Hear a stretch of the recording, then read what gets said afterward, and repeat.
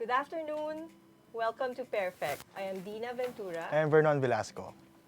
Yeah. And joining us this afternoon, Vernon. Is the Trade Secretary Ramon Lopez from his office in, I don't know. Makati. Yay! Makati. Hello, sir. Good morning. Ay, good afternoon for that matter. Welcome. Hello, good afternoon, Dina, Vernon. Good afternoon po sa lahat. Thank you for joining us this afternoon. Sir, we know how very busy you are, so we'll just start right away. Okay. Let's take fire off from it. SONA.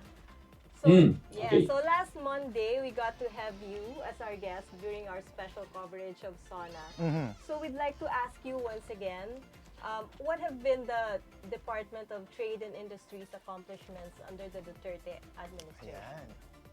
Yan. Okay. Quite a lot. Pasensya na pala last Wednesday, was it? Monday. Monday, sorry. Monday, yeah. Last Monday. Yung signal natin medyo mahina at that time. I was in Malacanang na at that time. Meron kaming group ng secretaries na sa Malacanang na-assign because all the ambassadors were there and some media personnel. So we had to attend to that group as well. But nevertheless, I think we started discussing yung DTI matters related to the SONA report of the President. And we're happy to say that quite a lot of the priority programs ng Department of Trade were mentioned, especially yung unang-una po, yung ramdam na at malakas na programa natin sa micro SMEs. Yan. Na nabanggit po ng Pangulo natin, of course, aside from yung mga tulong natin sa mga training, empowerment of the micro SMEs, lalo na maliliit na kabuhayan, nabanggit din po yung original program natin sa microfinancing, which is called P3 or tatlong P yun. PPP. Pondo sa pagbabago sa pag-asenso. Ito yung panlaban sa 5-6, nabanggit ni Presidente yan. Ayaw niya nung matataas na interest, kaya nag-offer po tayo quickly ng financing scheme. Ito ay bago pa nung before the pandemic pa ito. I think we started 2018. And nung nag-pandemic ng 2020, nag-launch pa ng isa pang program na nabanggit din ng ating Pangulo, yung CARES program. Ito yung COVID-19 assistance to restore or restart enterprises. At we reported also, and it was of course reported by the President na po, maubos na yung pondo na yan. Good utilization rate tayo ron, o 99% na. For 4.9 billion ang napahiram na out of the 5 billion na na-allocate para po sa micro at small medium enterprises and this program is being managed by the Small Business Corporation. Iba pang nabanggit ng Presidente, yung ease of doing business. Yes. Na una pong, pinangunahan po ng DTI yan nung wala pang ARTA at nung nagkaroon na po tayo ng Director General sa ARTA, si Director General Jeremiah Bellica, ay itinuloy po niya yung mga streamlining processes. Ayaw ng Presidente kasi may pila. Nabanggit niya yun, na gone are the days na may pila at gusto niya kung pwede maganda yung sistema para hindi pumila at yung 3 days, 7 days, 20 days na deadline na isinasaad doon sa Ease of Doing Business Act na being implemented right now by ARTA under the new leadership of DG Bellica. Isa pa doon yung Central Business Portal na isang proyekto ng ARTA, DTI at DICT ang tumulong sa ating magawa ng end-to-end portal. Ibig sabihin yung pag magre-register ng business, hindi ka na pupunta ng hiwalay, ibang araw sa SEC, ibang araw, DTI, may SSS, may Pag-ibig, may PhilHealth, may Mayor's Permit, may BIR. So ang dami mong pupuntahan. Aabuti ka ng isang buwan, lagpas isang buwan. Ngayon po ay napaikli na yung proseso. In fact, nasa 4 days or 5 days na lang.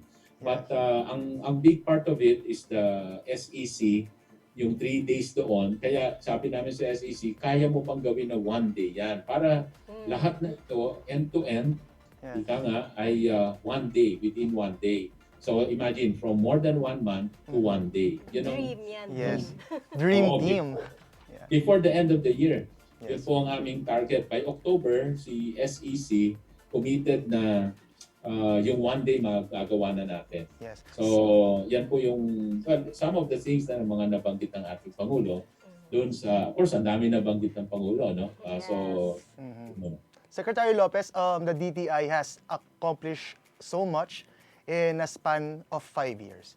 But my favorite is your taking the cudgels for the renewed push for the Go Local rally. So can you tell us more about the Go Local, sir? Go local. Go Local. Go local, buy local. Yes, sir. So, una po ano yan, una po slogan yan or ano na, yung mga bawat Pilipino, inganyohin natin. Like buy local kasi every product that you buy, locally made, ay ibig sabihin, natulungan mo yung SME, natulungan mo pa yung trabaho dito nagawa. Kasi nagkaroon ng benta yung SME na yon at hindi nagtanggal ng trabaho. Kasi every time naman you buy imported, ang natulungan mo yung trabaho sa labas, abroad. Ano? Yeah. So yun po yung konsepto ng buy local. Pangalawa, this is our way to re-stimulate ang demand dito sa ating economy. Kumbaga, hindi mo na kailangan ng ayuda. Hindi mo na kailangan magbigay ng mga wage subsidy, etc. Kung tulungan lang natin lumakas yung benta ng mga local manufacturers at masasave niya yung mga trabaho. So, yun yung buy local. Ngayon, nung 2018, actually, meron kaming innovation na programa rin na ito yung Go Local to the point na tinatanong ni Vernon kanina na ang maganda po dito sa Go Local, ito ay isang store concept, innovation ito na alam niyo po yung DTI, kilala po siya, naggagawa ng mga trade fair. Yes. Regional trade fair, national trade fair, nasa 5th floor ng mga malls, ano? At yun ay minsan over the weekend, 3 days, Friday, Saturday, Sunday. Ngayon, nung bago po tayo sa DTI, nung dinevelop ito noong 2017, I think na-launch early 2018, ay nagkaroon na ng parang trade fair everyday. Kasi ang konsepto, Go Local store, i-feature niya ang mga SME products. At ito po ay available dito sa mga tindahan na to. Walang rent, walang listing fee. Kasi alam nyo, nung dati, ang kalakaran kasi pag may produkto ang isang manufacturer, para malagay sa grocery store, para malagay sa mga tindahan, magbabayad ng renta yan o kaya magbabayad ng listing fee. Siguro to the tune of 1 million to 3 million, no? Wow. Para lang makarry yung isang produkto niya doon. Ito, paano makakapasok ang SME products? So, kaya gumawa kami programa na sabi namin, mall, ikaw magpatakbo ng tindahan na to, pangalanan mong Go Local, ikaw connect ka namin sa SME. So si government gumawa ng sistema na yon, si DTI, at wala si DTI ganansya dito in terms of money. Ang ginawa lang po natin, konting innovation at partnership, sila na po, pinagtagpo natin yung SME at saka yung mga mall owners. Kayo na ang gumawa ng Go Local store dyan. Sa inyo ang benta, mag-usap kayo SME, bayaran nyo yung SME, happy na ang DTI dyan. Parang franchise concept na nireplicate po ito sa mga, let's say, city mall. Lahat ng city mall, mayroong Go Local. A few branches ng Robinson at ng SM. Yung SM, dahil may store sila na similar concept, mga SME products, yung tinatawag na kultura store, in-absorb niya si Go Local doon. So, co-branding sila doon sa kultura. So, very exciting po yan dahil ang nangyari po, yung mga SMEs, after matulungan ni DTI in terms of product development, mga design, napaganda yung mga produkto nila, pwede nang ibenta talaga sa mall. Lalaban na sa mga imported items to. So, binigyan namin sila ng market. Kasi dati, after matulungan mo si SME ng produkto na product development, paano na yung benta? Hindi na niya mabenta. So, hintayin niya pa yung next trade fair. So, ang nangyari pa, nung nagpandemya, meron kang Go Local store, lockdown. Tinuruan din namin sila paano mag-digital, paano magkaroon ng Go Locals online. So, meron na po silang mga digital storefront, parang tindahan, harap ng tindahan, no, na tinulungan din sila mag-design ng digital storefront. Kaya ngayon yung mga SME, at least yung sumali ng seminar, ay nakakabenta na sila online. So, Secretary, you started this even before the pandemic, and now we are realizing that it's really something the country has needed all along.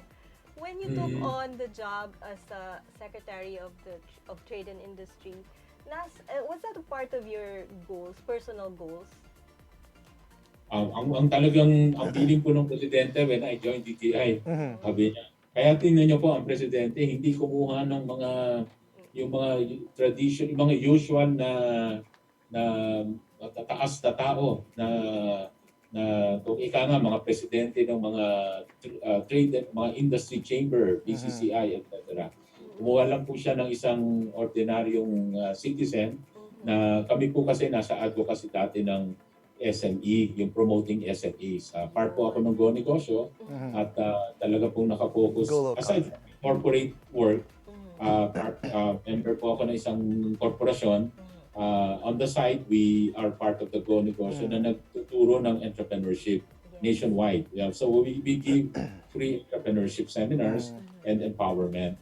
And since ang Pangulo po, ang feeling niya ay matulungan yung maliliit na negosyo, yun talaga ang una niyang sinabi sa akin. Kaya po siguro binigyan ako ng pagkakataong magsilbi para ipakalat itong SME empowerment. So, ang maganda sa DTI po, we innovated on the programs. May mga inumpisa na si DTI before. Pero mas pinalakas po dyan dito po yung training kasi na-integrate namin yung mga training dati at pinasok natin sa DTI na dagdagan. At yung, of course, the DTI has the design center, mga product design, naturuan ng mga business development plan, yung mga SMEs. Tapos, yung DTI, meron na rin silang binibigay ng mga equipment dati pa, so pina-enhance natin yon. And of course, the microfinancing that I mentioned earlier. So may mga new programs tayo mga nagawa na napalakas natin. So parang isa sa siguro madiin na programa under the Duterte administration. Ito pong Go Local Store. Nasa Ayala, ano yan? Ayala, yung itsura na yan. What's this, Glorieta? Yes, sir. No? So ito po yung parang natin na yung napadiin yung program sa SME. At grassroots level din, napunta tayo sa barangay level, nagtuturo ng pagnenegosyo. At yung may mahilig magnegosyo, yun yan, bibigyan din natin ng livelihood kit. Yung meron na silang pantinda. So tumali yung mga, actually may mga numero ako dito, but siguro kesa sabihin ko ito, abutin ng 4 million ito na natuturo na. Mga na umattend ng seminar, mga over 20 plus thousand, etc. etc. So, lumakas talaga yung program up to the barangay level. Sir, in a way, we can actually put business words into something lifestyle-ish. We've been talking about the ease of doing business under the tenure of the president.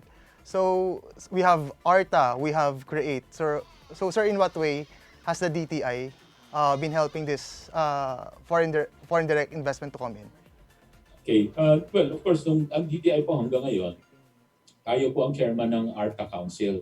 So, and prior to the ARTA, ang DTI po yung may grupo siya ng National Competitiveness Council kung saan ang number one objective noon ay nagkakat ng red tape, nag-streamline. Ibig sabihin, from 20 plus signatories, ginagawang 3 na lang. Or ilang forms, mga 10 forms, gagawin isa na lang. Mga ganyang streamlining, ginagawa na po yan. Pero mas, again, pinalakas pa. And of course, with the new law passed in, I think, 2017 or 2018, yung ease of doing business, talagang nabigyan ng mga yung streamlining, nabigyan ng batas, na suporta ng batas, pati yung number of days processing, maximum of 3 days pag simple transaction. Pero yung 3 days, internally, ginagawa nga nating 1 day, yung kaninang kiwento ko. Maraming 3 days dapat yan, iba-ibang opisina. Pero lahat yan, 1 day na lang. So yun yung, because ginagawa rin nating online. So streamline and automate, no, para online. So yan po, una yan, ease of doing business. Pangalawa, how to attract investment. Tinatanong nyo po yung marami ring economic reforms na ginawa po tayo, kasama po tayo ng DOF, ng NEDA, dito po sa CREATE Act. Ito po yung Corporate Recovery, no, and Tax Incentives, Enhancement of Tax Incentives Act. na nagpababa ng corporate income tax rate from 30% to 20% pag SME at 25% pag large enterprises. At pinalakas pa yung tax incentives. So, ito po ay magpapa-attract ng investment. Pagkatapos po, ngayon, may nakasalang po, pagbukas ng Kongreso, yung on the final stretch na po tayo ng retail trade law, PSA, yung Public Service Act, at saka Foreign Investment Act. Ito po lahat to certified urgent by the President. Yes, I saw that news report. The news, yeah. At po yan magpapa-attract ng investor. Bakit po? Kasi itong mga batas na to, it will ease up the foreign equity restriction. Ibig sabihin, mas pwede na yung foreign equity na more than 50% sila, more than 40% sila. So, they can be majority in a corporation. Marami kasi noon ng mga sector na sinasabi at dapat majority Filipino-owned ito. Nangyayari kung yung foreign investor na di-disincentivize silang pumunta dito. Kasi at the end, some of these sectors, sa mga retail trade, telecom, transportation, parang Filipino ang pwede may-ari, no? Filipino majority. Sasabihin nila, pupunta kami dyan, hindi naman pala kami may-ari. Kasi di ba, pag minority ka, hindi ikaw yung decision maker. Gusto mo, mas may control ka naman sa operations. Kung ako yung foreign investor. So, this incentive, itong mga current situation, and therefore, there is a need for these laws to be amended to allow greater foreign equity participation. I see. Nice. Fancy. And of course, the investment will lead into jobs. Di ba? Yun yung connection. Yan yung connection para yung taong bayan naman, ano naman sa amin dyan? Diba, siyempre po, pag mas maraming investment, may trabaho. Masabi. So, mas daming trabaho na kailangan natin sa recovery. Yes. Secretary, mukhang ang dami-dami niyo po talagang inaasikaso as Secretary of the Department of the TTI. Maraming agencies ang attached, di ba, Vernon? Actually, yeah. Yes, marami din. You have to make it all work seamlessly para ma-push talaga yung mga priorities ng government ni President Duterte. So it can't have been very easy for you, Secretary, and we'd like to ask you more about that, yung how you do your job on a daily basis. But before we ask you about that, we'll pause for a short break. Yeah. Okay.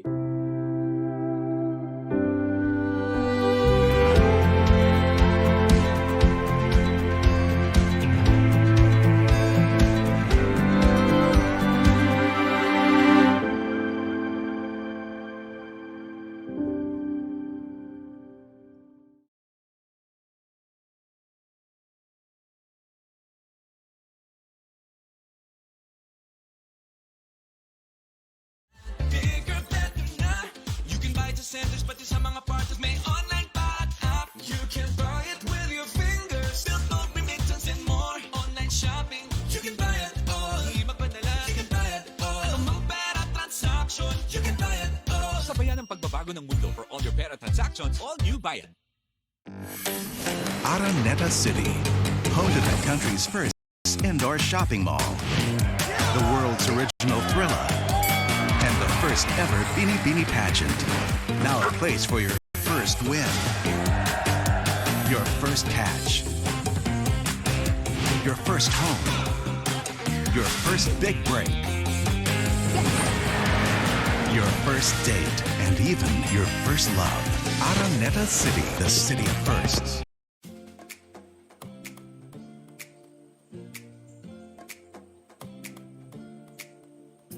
You are watching Pairfect with DTI Secretary Ramon Lopez. So, Secretary, this is a question I have been meaning to ask you. I mean, what's all the fuss about this standardized adobo? Well, I mean, is there really a perfect way to cook adobo? Well, I love my mom's adobo with lots of potatoes and garlic husk. Yeah, but sir, what's the standard adobo? Sige. So, well, thank you for asking that. Nag-move on na kami dyan eh. So, some people haven't asked me. Maybe just to set record straight, nung lumabas yan, actually, on that day mismo, nilinaw namin, siguro, may misunderstanding. I think yung unang nagsulat, lumabas sa dyaryo, unang nagsulat, hindi niya na-explain yung kabuuan ng storya na yan.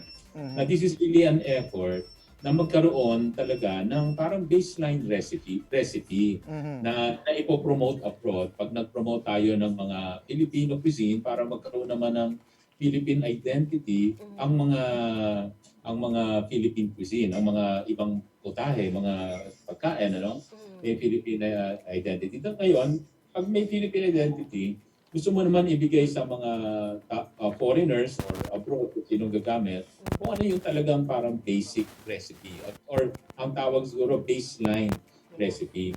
Kaya yun ang intention niyan. There's no intention to make it mandatory or yung word na standard was, I would say, misused or misunderstood. Yun ang nangyari lang talaga dyan. Hindi in-explain. At kaya nga, sabi ko dun sa team na gumawa niyan, alam nyo, kulang yung explanation at stop using the word standard kasi nami-misinterpret. Pero ang talagang intention was a baseline recipe na pwedeng sundin at pwedeng hindi sundin, di ba? Dahil ikaw naman na nagbabasa ng recipe, hindi naman minsan eksakto yung pagsunod mo sa recipe. But at least, kung gusto mong malaman ano talaga ang baseline, ito yung recipe. Ito ang rekado, ito ang ingredient.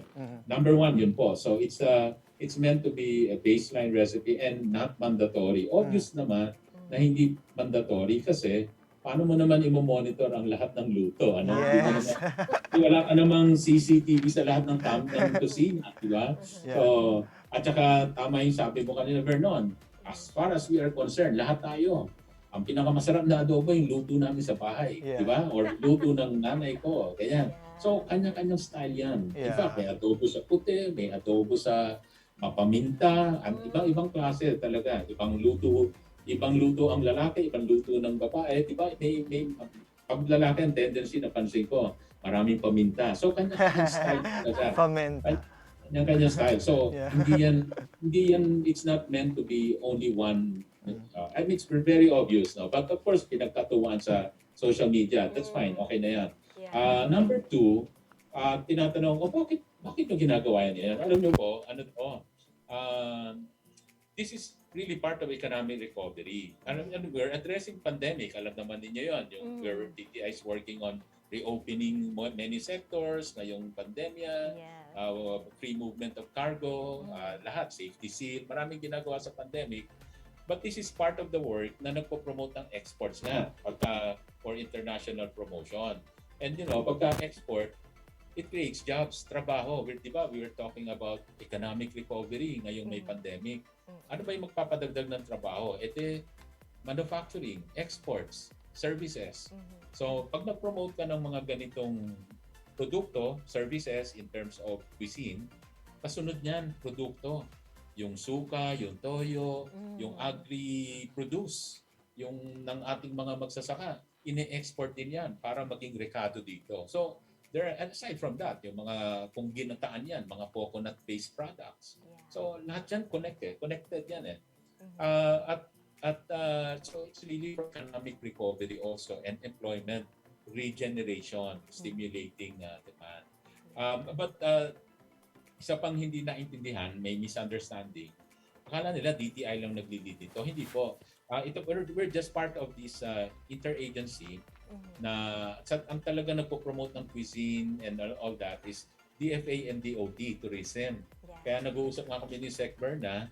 Sabi ko, Sec.Ramon, napagbintangan kami dito, pero hindi bale, may kakaintindihan naman kami na group effort ito, at in the end, ipopromote lang natin yung Philippine cuisine. Ang Pilipino naman, ang Pilipinas at ang DTI at saka TA will be here to provide the products that will support these cuisines. So, yun ang storya po niyan. At sabi kay Sir na, ituloy na lang natin na wala na lang, quiet na lang, basta gawin natin itong trabaho. At importante, maka-export tayo at maka-create tayo ng maraming trabaho para sa ating kababayan. So, yun po yun. Yun ang storya niyan. Nagka-misunderstand. sana maintindihan na ng mga tao. Adobo issue. The adobo issue. Pero one good thing about that, Secretary, kasi it got people talking about yun, The mga- Filipino the something. Filipino Trending. products, Oo. yes, and then the need for standardization of talaga Adobo. naman, kailangan naman talaga. Not just adobo, but many other things that we produce. Export quality, Yes, kumbaga. it has to be That- done. Export, para sa export yan. At saka, ano yan, a Philippine identity pag nasa labas. Kasi alam nyo, tingnan nyo, dito lang sa atin, pag pumunta ka sa Thai restaurant, may standard luto sila ng tom yum, may Yeah. tom yum, yung chicken na nakabalot sa banana leaf, di ba? Yan ang mga ano yan, pad thai. Tapos, pag pumunta ka sa Japanese or Korean, may kanya-kanya silang parang baseline recipe. Yes. Pero makikita mo din na may mga restaurant na fusion. Yung hindi naman sila nakatali dun sa ganung recipe. Ganun din yung Filipino food. Yes. Meron kang baseline recipe, but any chef in any restaurant will always introduce a fusion, yung kakaiba. Ibang presentation, ibang timpla, etc. Oh, it's very obvious. So, again, I think it was misunderstood na it's impossible to make it a standard. Mali yung mali yung intindi talaga. Kaya doon naman, alam mo naman, bilis sa social media tirahin ng isang tao or institution. Yeah. Yun ang but day one pa lang in-explain na namin yan. So on that note, you've mentioned let's say pagpunta ng adobo. Sandali, sorry po, nawawala yung audio. Hello, sir. Loud and clear. Okay, now okay. Sir, how do you see it? Let's say how do you relate it to a Philippine scenario? Let's say adobo making it to the rest of the world. Let's talk of K-pop. Let's say, and with the K-pop boom in the Philippines, there are actually a lot of Korean products in the Philippines booming. So can you see it happening soon for the Philippines? Maybe 10, 20 years, if not in this lifetime. Well, it need not be a Filipino pop or something, but at least yung international cuisine. I mean, Philippine cuisine in international setting. Lahat naman po, dyan din nagsimula. Even right now, nauso na yung Vietnamese food at yung mga the way yung Vietnamese, may timpla sila na pang Vietnamese oriented talaga.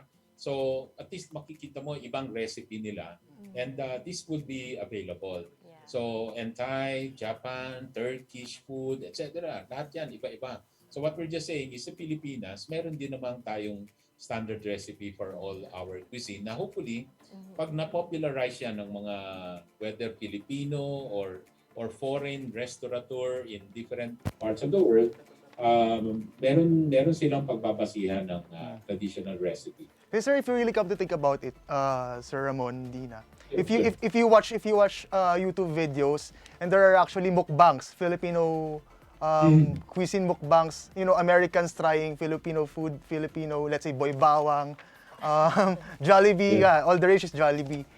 So yun, sir, parang maybe that's a take-off point. How can DTI help spar using that, sir? So with this, kunwari meron na tayong napag-agrihan niya na piece and recipe. So pag na-develop ito, promotion na ang pag-uusapan dyan. And tama yung mga approach nyo. Kasi mga kabataan ngayon ng actually tutulong sa amin dito para mapasok sa mga new media, the social media, whether YouTube or mga pa-post sa Instagram, etc. So yan po, we will promote na after agreeing to this baseline recipe na to. So yung promotion can be many ways, either social media or mga international food magazine or yung parang mga pumupunta abroad na meron kang mga food ambassador or cuisine ambassadors. But I think ngayon mas effective itong social media, YouTube . No? So parang dali kasing ma-access at madali ka manood at on demand, video on demand. No? So this will be the way to promote once we finalize itong mapapag-agrihan itong interagency committee. And by the way, hindi lang po ito government. Ang nangunguna dito yung mga kilalang chef. Yeah. And nahiya nga kami sa mga chef na drag yung pangalan nila dito na nadamay. Lahat sila volunteer. No? So mas tinatanong din kami, ba't nagtatsayang daw tayo ng pera? Frankly, wala akong budget dito. Puro consultation lang, no? So I mean, walang nasasayang na pera dahil una-una wala namang budget ginagastos dito. At pro bono, nagpo-volunteer yung mga chefs na kilala. Yung kilalang chefs dito sa atin ay volunteer work po nila. Tulong nila sa bayan ito. Sabi nga nila sa amin, of course, di naman sa sabi nila, you don't need this. Tumutulong lang kami. Pero I think nasama sila dun sa issue. For a while lang naman. Yeah. Nung nagkaintindihan na, medyo nag-die down. Secretary, mukhang ang dami niyo po talagang iniisip concerns. Did you ever think that you would be arguing about the adobo when you talk? Diba? So, Ay, nako, hindi. In fact, hindi ko na may magaling lang sa opisina namin na nag-post sa social media kaya kumalat.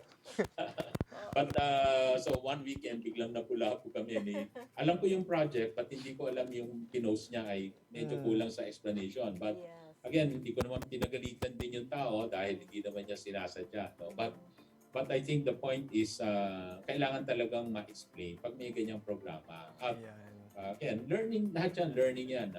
Do not use certain words, lalo na mami-misinterpret. Yeah. Kaya, yung grupo kasi na nag-manage, hinahandle niya yung proseso lang, the process. Yeah. And it is called the Bureau of Philippine Standards. Kaya akala nung iba, naku, Philippine Standard. Alam niyo mo yung Philippine Standard, seryosong trabaho nila yan.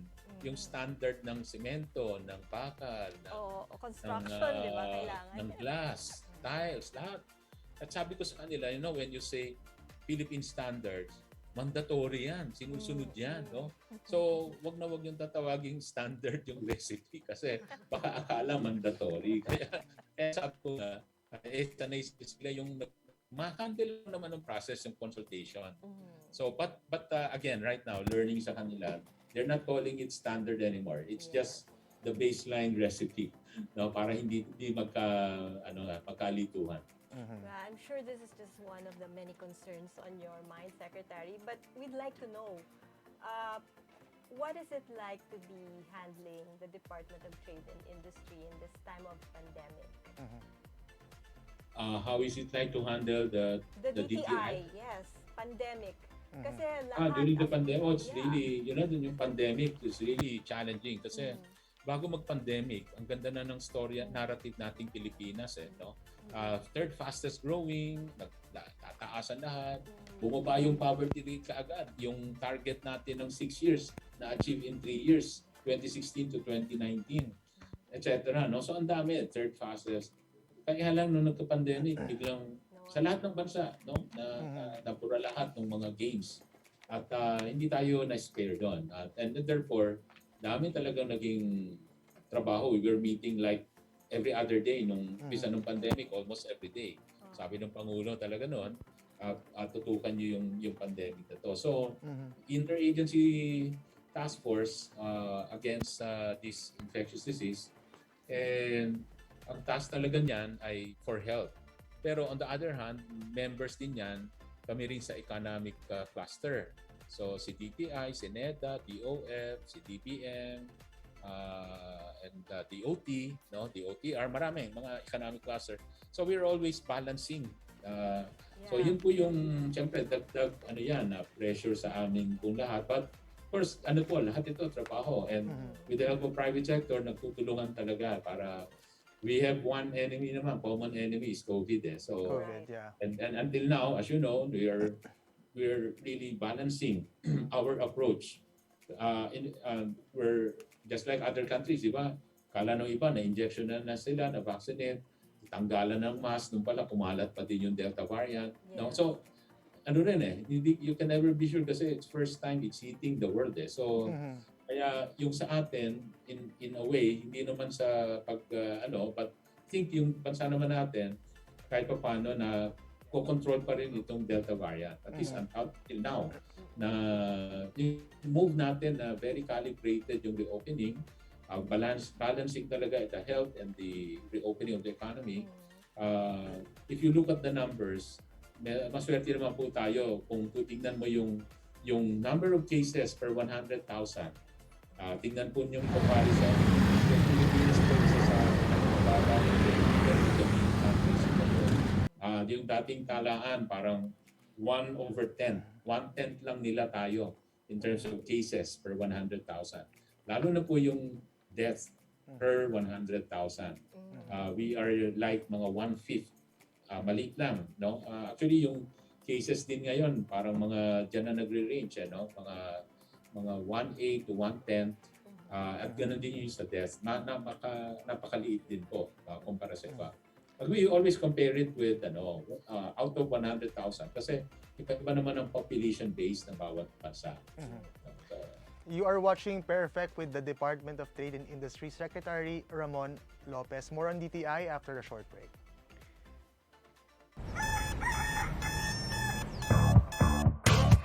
Click, click, that's it. Never thought self-service can be this slick. Modify plans in a snap, walang hirap, it's a wrap. Just tap the app. Now you can check, view, subscribe, renew.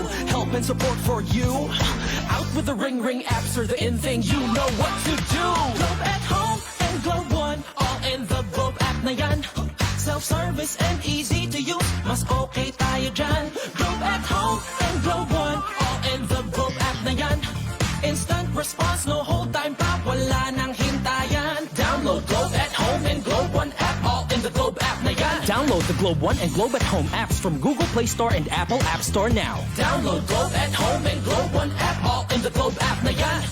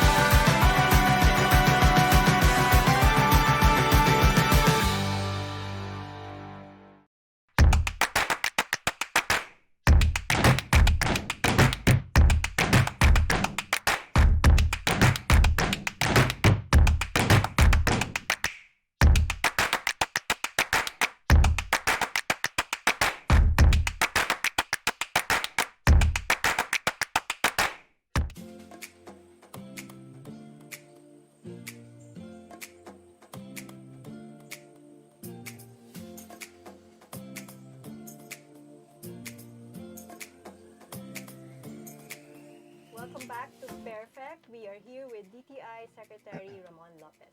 Yeah, hello sir, welcome back. Hello. So sir, DTI has been a part of every successful Filipino business there is. So in the pandemic po, how have you been a part? I mean in terms of aside from stimuli, aside from consulting, how have you been a part by assessing po? I mean, what are the barriers to entry po? What are the pain points po of starting businesses in this pandemic? Well, ang pinakamalaking pain point po dito yung nawala yung tao sa labas, yung mobility. So maraming mga may pwesto sa mga mall, commercial establishments, nawala ng benta, bumaba talaga yung benta to the point na of course may panahon pa na naka-ECQ, MECQ, so sarado yung store sila, sarado yung mall. So yun po yung mga big challenge kasi in the meantime, nagpapasweldo sila ng tao pero wala silang benta. So maraming naubusan ng kapital o working capital. Kaya po dumami rin yung mga programa ng DTI, pati ibang agencies, DOLE, DSWD, mga LGUs, mga iba-ibang government banks na magpahiram or magbigay ng ayuda or grant. So, maraming naapektuhan kung yun yung tanong. Yung sa aming statistics, sa survey, ginagawa namin mula nung nag-umpisa yung pandemya, nung hard lockdown noon, nung ECQ, nung isang taon, talagang marami talagang sarado pa, umabot yung nagsara na ng 40% of surveyed companies, SMEs, karamihan dito. Ngayon, napababa na yun from 40% to 4% nung GCQ tayo nung mga January, February. So it was doing good, nakakabawi na. Kaya lang alam naman natin, nung March, April, nag-ECQ ulit kasi di ba nagkaroon ng surge. March, April, but ang maganda dito sa huling ECQ natin noong March, April, we allowed other sectors na important tulad ng exports, BPO, we allowed 100% operating capacity. Ibig sabihin, yung klase ng ating community quarantine ay parang nagpapapuran niya ngayon yung i-maintain yung economic activities para yung trabaho hindi mawala, para hindi maghirap yung kababayan. May mga natin, may trabaho pa rin sila at may pagkain pa rin silang mabibili. So, very important yun. Ang hinigpitan, so in allowing economic activities, ang hinigpitan yung mga non-essential activities. So, ganong klaseng lockdown ang ginagawa natin yan. So, mabilis lang, 2 weeks lang yata o 1 week, 2 weeks or 1 month yung ECQ, nag-MECQ agad. Ibig sabihin talagang conscious din yung IATF na huwag nang magkaroon ng paghihirap yung ating kababayan. So, madamihan lang yung hospital rooms, ICU rooms, the fact na ma-handle ng hospital yung mga magkakaroon ng kaso ng COVID, ay niluwagan na uli-uli yung community quarantine para magbukas yung iba pang sector. So that's the critical decisions made in those times. At dahil doon, nakabawi po uli yung at least yung mga trabaho, yung mga naghihirap na kababayan, nakabalik sa trabaho. So malaking bagay yun. And that's the reason why kahit to GCQ ay allowed yung mga businesses kung nagkakaroon man ng a little surge or yung pangamba ngayon, ginagawa lang heightened restriction. Ibig sabihin, maraming mobility limitation, but yung trabaho, yung mga negosyo, tuloy-tuloy po sila. But sir, in terms of your information and communication drive, how do you sort of put it out there in a way na you sort of tell all of these business owners that, hey, the government is here. There's a pat in the back that you just have to avail this. In-inform po natin sila through etong po, yung tulad ng ginagawa natin ngayon, with your help, thank you very much. Napapaabot natin yung mga programa na pwedeng makatulong sa SMEs. So, through the media, through our social media, mga promotional campaigns na ginagawa, nasasabi po yung mga program support para sa mga micro SMEs, mga pautang, yung livelihood. Yung livelihood, bumababaho physically. Yung mga DTI personnel, pupunta sa mga iba-ibang barangay. Alam niyo po, ang DTI, walang tao sa barangay yan. Wala po kaming budget for that. Hanggang provincial level lang kami. Pero pag gusto namin mabot dun talaga sa barangay level, meron kami tinatawag na negosyo sa barangay, nagkikipag-partner na lang kami sa mga barangay officials na makapaggawa ng seminar doon. Pag naturuan na yung mga tao, sinong gustong pumasok sa mga ganitong negosyo, may livelihood kits kaming dinidistribute.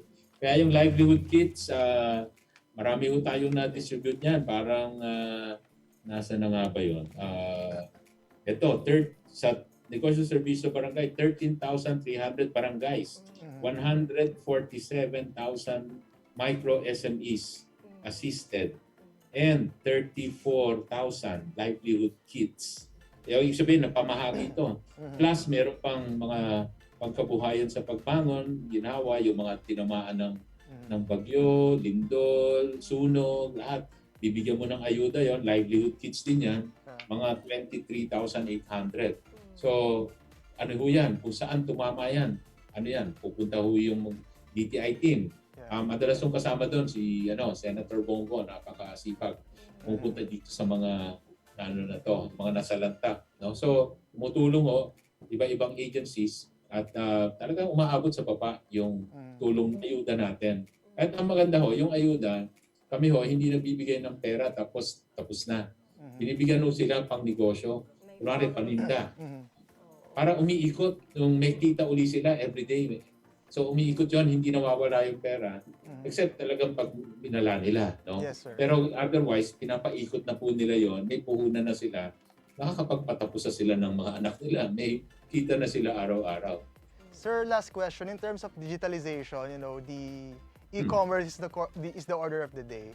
And DTI has never been remiss in this area. So can you tell us more about your digitalization efforts po?